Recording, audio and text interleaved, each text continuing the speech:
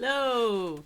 Okay, so as promised, we're going to go over a quick and easy way to convert the budget tracker to SharePoint. And in this case, I'm not changing the app, I'm changing the connections to make this super easy. Now, next week, I'm going to talk to you about how you can create the same app using the Copilot, natural language to app. And so you'll see how that's done, and we'll do it on top of Dataverse, just so that you can see how Copilot can help you build these apps with actually a little bit more modern experience. And then I'm actually going to do another video after that to show you how to use the Creator Kit to make any of your solutions that you have today look a little bit more professional and have more of a fluent UI feel. Okay, so as a reminder, we had already discussed in detail in the first video 4 years ago or so, and I'll put that link in the description.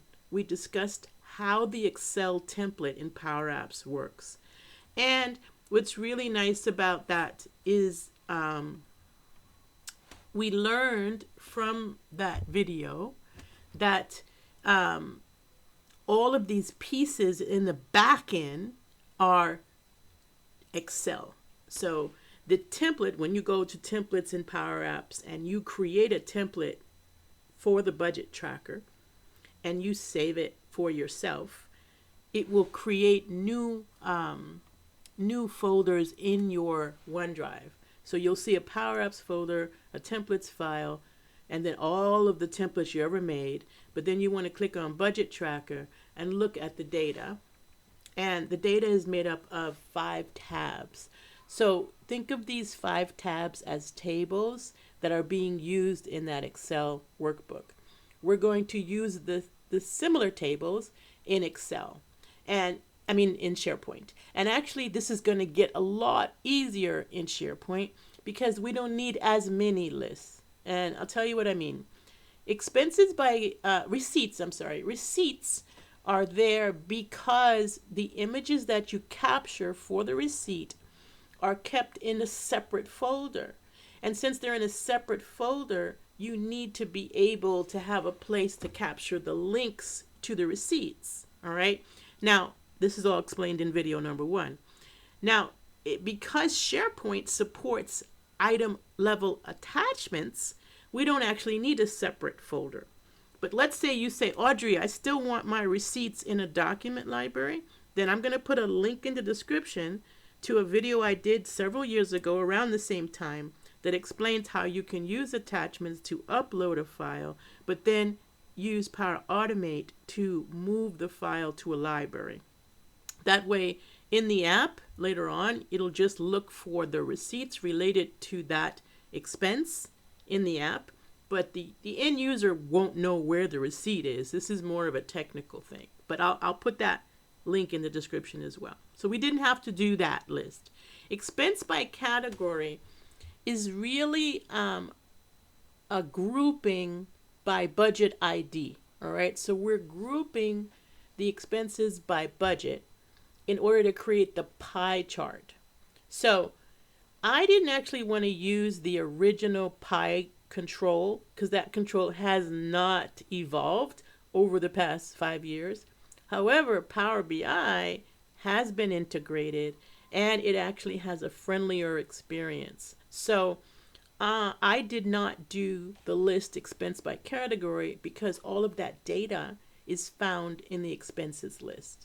So going through the 3 lists that I did do in SharePoint, I did budgets, I did the expenses charged against those budgets, and yes, expenses contains a relationship to the budget ID, as well as the relationship to the category ID, and that's the 3rd table, which is categories. And I tried to keep them the same name as the names in Excel, not required, but made it easier for me to keep track of the data in Power Apps.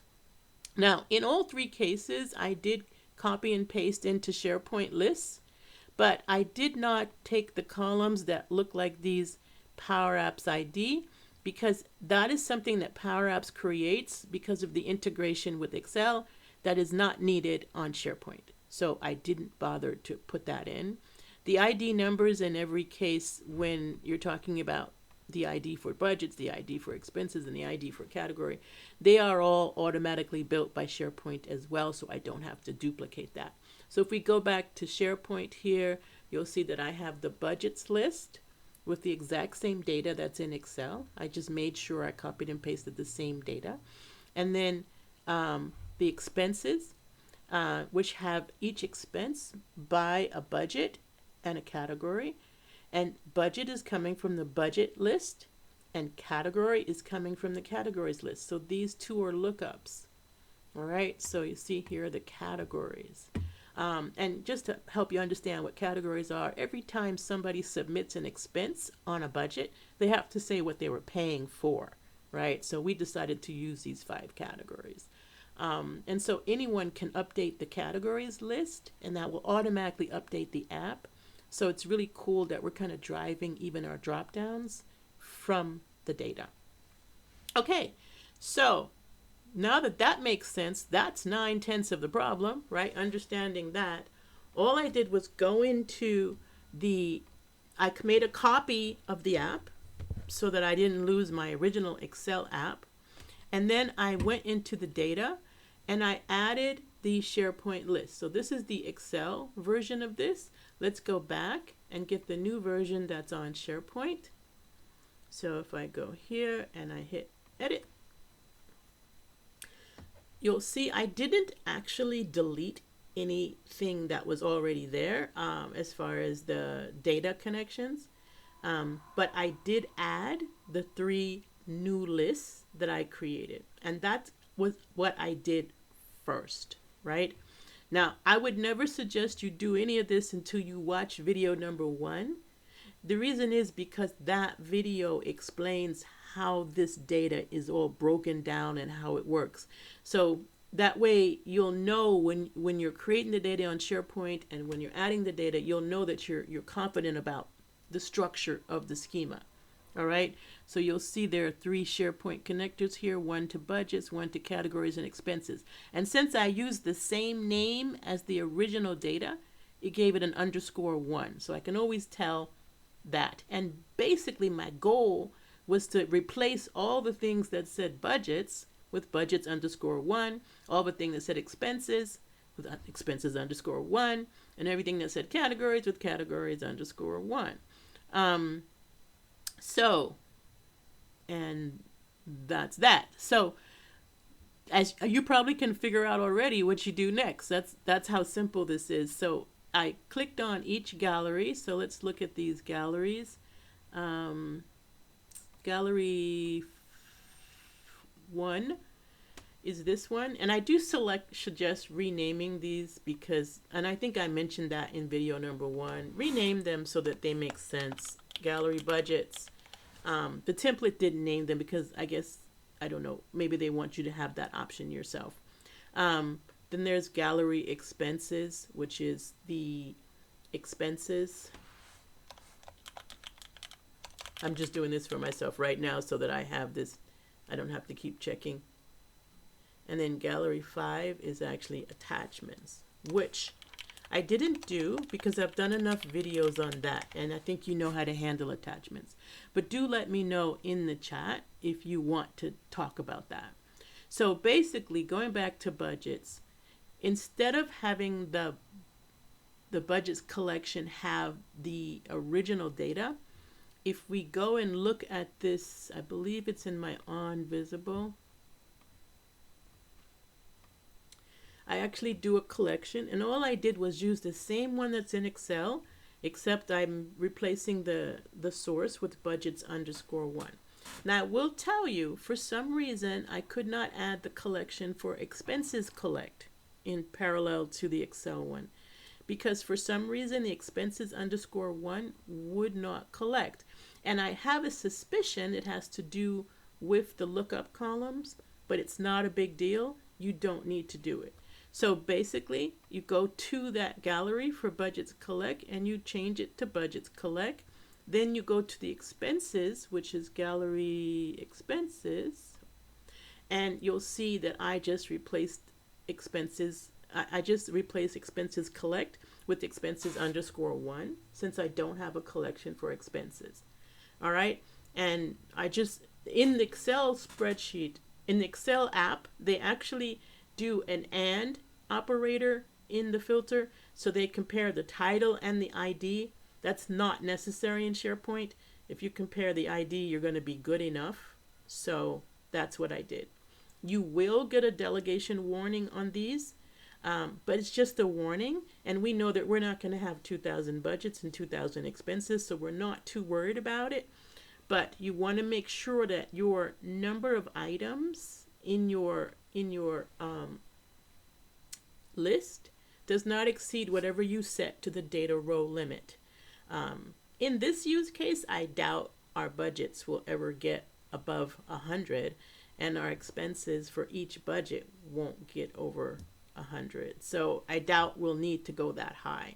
But if you do, think about that, because you're going to have a delegation challenge and you may have to archive or perhaps have Power Automate help you to put them into collections. All right. In this case, I'm going to keep going because we don't have much data at all, so we're not going to have a problem. And then these two, so basically, let's zoom in here so you can see what happened here.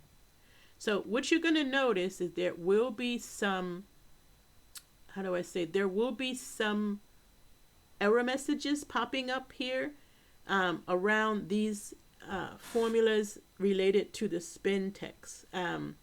So I simplified what they had. Now, in the Excel app, and you definitely can use this, they are using Coalesce quite a bit.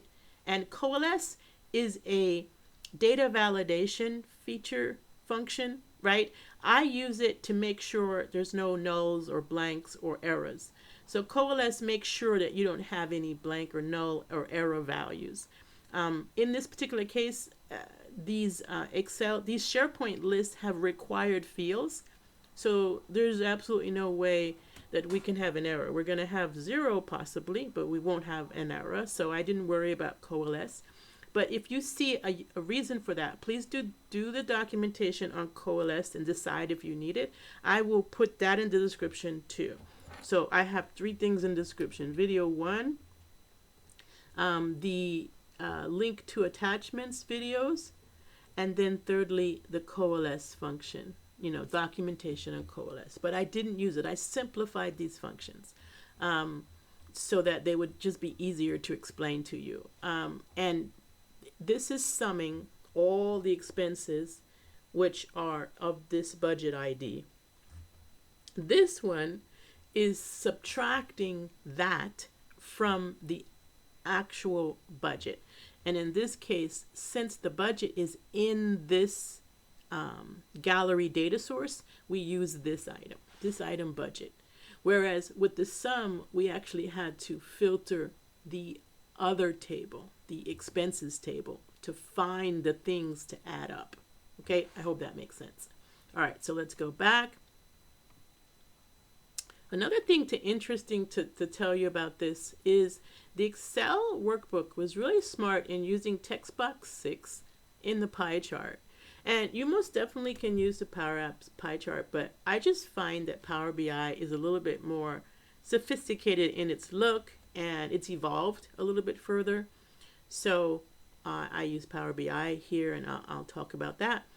So in this gallery, which is the expenses gallery, the new items property is filter expenses 1 by the ID in the selected budget. So whatever budget you click on, that's the expenses you will get. Okay, and you'll see, if you look, that's 2,800, and that's the spent, right? But it's budgeted 500. So, oh, I think my subtraction is not working. Okay, so let's check my subtraction. So the remaining should be the budget minus, what is going on? Let me see if oh, you know what I can do to simplify this? I can simplify this to this field. Hold on. So just get that spent text. And this is called spin text. Let's see if we can simplify this. Doesn't need the formula. Okay, I'm just trying to delete this. Budget amount minus spin text dot value. I don't know if it's going to let me do this. Yeah, it won't. And the reason is because spin text is not really part of this record. It's just, I wonder if I can do this. Let's try. I'm trying to cheat here. And I love doing that with you. So you can see kind of what I'm thinking when I'm doing things. And then comma.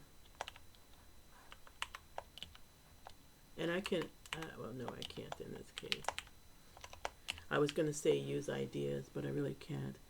All right, so I don't need two dots because we didn't need that. So basically, I am able to use the spin text. What I did was I put it in the value function to turn it into a number, because anything in a text box is going to always be not a number, right? So if you want to convert it into a number, then you use the value function. So I took the budget and minus what's in the spin text, so I didn't have to use that formula twice. And then I wrapped it in a text function to format it as currency. All right, not too hard, right? Little bit of challenge, but not too hard. These are super easy because this is this item that's in the name of the expense, and this is why there's an if statement here. The if statement is here in case the expense is 0. But again, we're in SharePoint, we're going to make the expense required to be above 0. So let's show you how you do that. So this, I'm just speaking to you as exactly what I would do in real life, right? So I'm going to go into my list settings here. I could do it here too, I guess. But I'm old school, so I'm going to do it from here. And all I'm going to do is put a minimum value of 1, which means it'll never be 0, right? It'll default to 0, but they have to have a minimum. Well, won't leave a default. I'll just put a minimum value of 1, and maybe people can't expense more than $2,000. So this is my maximum expense, right? Thinking ahead as to somebody who might want to expense their new car. No, 2,000 is the max, right? So then we go back, and now the data will not allow for them to have a 0 value. So in this case, I could just do this item expense. I could do this part of it right here only, okay? Just to format it as a number. All right, those two things, super easy, right? Up here, you're going to get error messages up here. And it's just because, well, not this one, because this is, I used the same name for the collection. So this function just worked.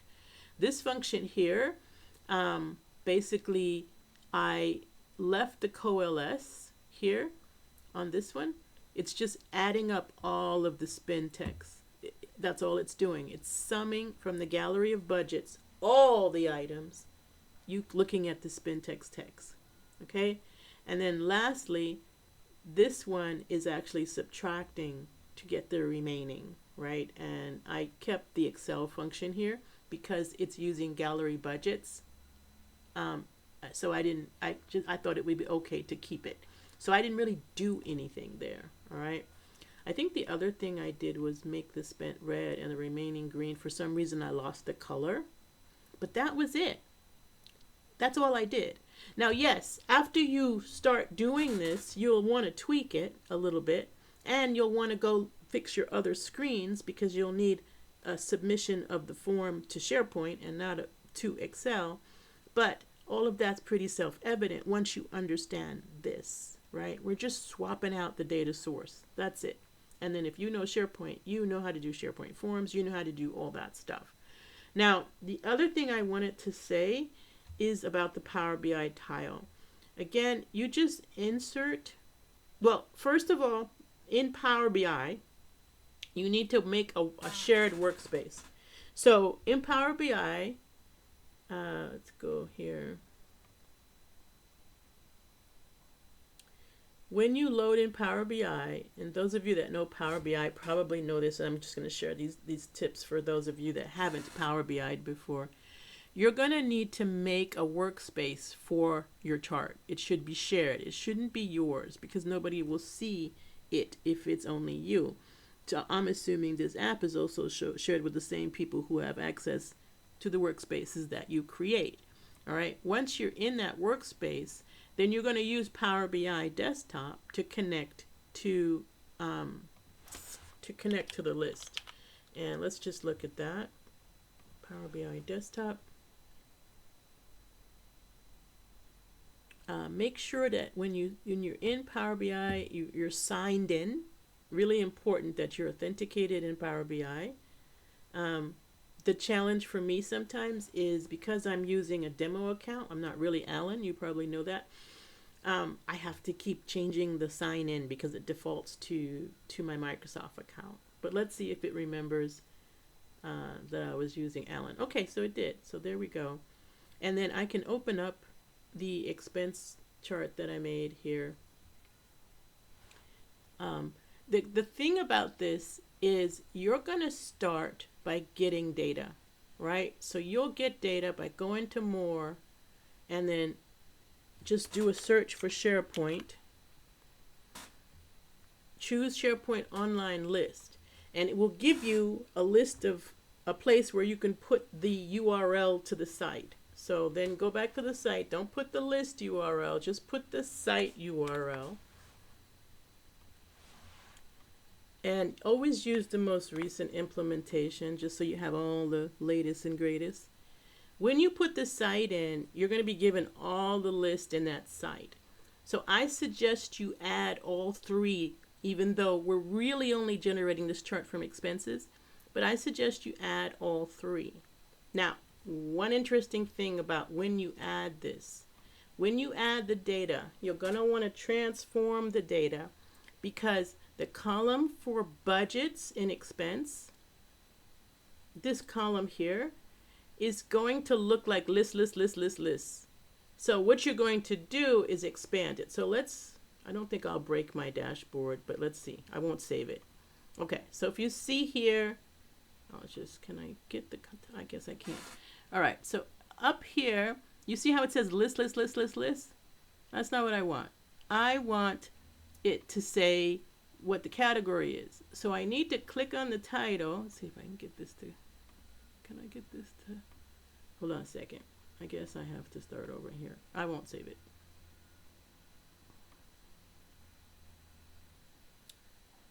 For some reason I wasn't, there we have a title here, but why don't we have a title here?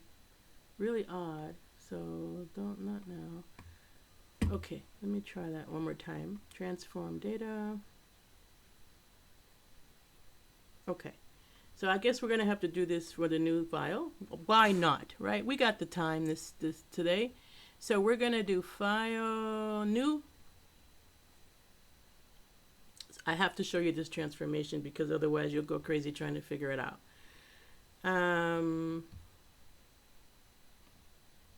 Okay, so I got a brand new file here.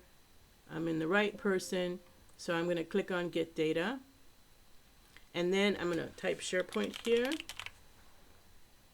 SharePoint online list, and connect. And then I'm going to paste the URL of the site and make sure my implementation is the most recent one.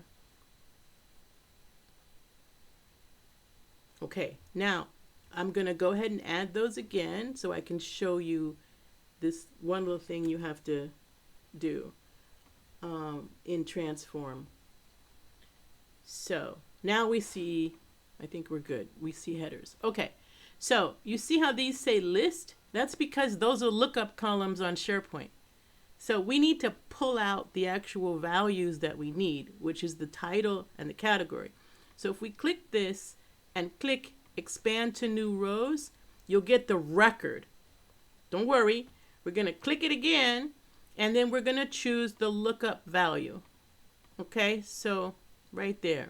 And let's use the original column name as a prefix. So now we know this is the budget title lookup value. And then we're going to do that same thing here. So it's 2 clicks really, because you have to first turn it into a record, and now this is what you want to load into Power BI. Okay, I'm not sure why before we weren't seeing the, and I'm going to go back to Power BI and open that up in Power BI so you can look at it closer. Now, when you get it done in Power BI, so I'm just going to go back to the original file here. I'm going to discard changes, discard, because this is the original one. And then what you want to do is publish. The last thing you want to do after you finish with your Power BI is save it somewhere in the cloud, maybe in your OneDrive or somewhere, but publish it to the workplace. All right. So what will happen is when you click publish to Power BI, you want to save changes. I should say no, but okay, so we're good. Demos is the workspace that I created here for this chart. And so I would select that and click OK, and it'll publish it. All right, I've already done that, so I'm not going to do it again. And now because I've published it to the workspace, it is going to be there as a report firstly. All right, so if I go back to the workspace and I go in here, you'll see that it starts out as a report. But for it to show up in Power Apps, I have to pin it to a dashboard. And I've kind of done this a couple of times, but I'm going to click here and just say, sorry, I meant to, sorry, go back. Hold on one second.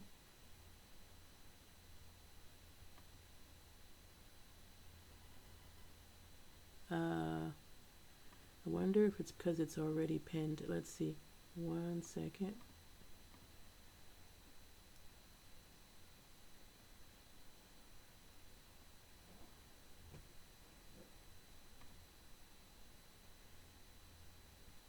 I am blanking out. I'm so sorry. Here it is. So under these 3 dots here, you click Pin to Dashboard. When you do that, you should probably say New Dashboard, type the name of the dashboard, and then Pin Live, right? So I think now I have like 3 pins on here. Yeah, I've done it a few times. But that is the requirement. That pin that you just did from the report is the requirement for Power Apps to see it. So don't be silly like me and forget where these 3 dots are. They're up at the top, Pin to Dashboard, okay? Then you'll go back to Power Apps, and when you add the tile,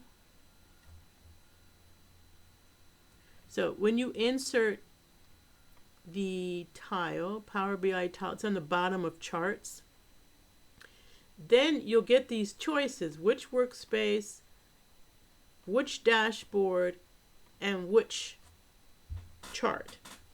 All right, you need all 3. All right, so, and then you'll size it the way you want it. I'm gonna delete this because I've already done this. You'll size it the way you want it on your app. Okay, so I like the Power BI look better than the Power Apps chart, but feel free to copy the same thing they did in Excel. It just may take a few clicks to get it to the place where you want it, exactly where you want it. I just like the Power BI look better. So I hope that was very helpful. I was surprised at the variance in how much easier the data is from a SharePoint perspective than Excel. And there's less to worry about because Excel just doesn't have the idea of indexing and minimum and maximum values. It doesn't have attachments. So all of that is what helps this actually be a better template when you bring it to SharePoint. Now, of course, we chose to make this template for Excel because it's easier for global distribution, because we don't know what Excel sites you have and stuff. I mean, what SharePoint sites you have and stuff. So it just made it better for global distribution. But now you know how to take it and reuse it on top of SharePoint. Next week, we're going to talk about using the Copilot to do this. And we're going to end up with a very professional looking app created 80% by Copilot and 20% by us. So that's going to be really cool. And then lastly, I'll show you how to do it with the Critter Kit in the 3rd week. So we're going to hang together for a little while. I hope you enjoyed this. I let you see my little gotchas. I let you see me work through my problems. And I think that also helps you know how to think through this yourself. When you run into challenges, don't worry. It's just take a few minutes, work through it, think about it. You usually can solve most problems. Or you can just work around, right? Each data source is going to have its own little caveats. You're going to see when we use Copilot, we're going to be building on top of Dataverse. So we're going to have to keep in mind the relationships in Dataverse. But Power Apps will help us with that. Power Apps is very good with Dataverse relationships. So I look forward to showing you that. So you have a wonderful weekend. It was fun talking to you about this, and we'll meet again soon. Thank you for your patience waiting for part 2.